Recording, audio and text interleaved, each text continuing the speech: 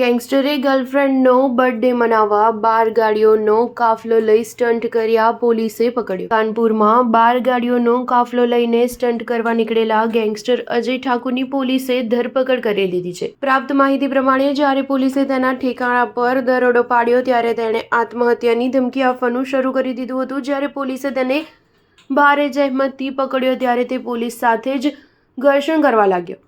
અંતે જ્યારે તે ભાગવામાં અસફળ રહ્યો તો પોતાના માથા પર ઈંટ મારીને ખુદને ઘાયલ કરી દીધો. જો કે પોલીસ સામે તેની એક ન ચાલી અને બર્રા પોલીસ સ્ટેશનની પોલીસે તેને જેલ હવાલે કરી દીધો. તાજેતરમાં કાનપુરમાં એક વિડીયો ખૂબ વાયરલ થયો હતો જેમાં 12 લક્ઝરી ફોર વ્હીલર સ્ટન્ટ કરીને રાહદારીઓમાં ભયનો માહોલ ઊભો કરી રહી હતી. આ વાહનો પર બ્લેક ફિલ્મો લાગી હતી, નંબર પ્લેટ ગાયબ હતી અને હોર્ન વાગી રહ્યા હતા.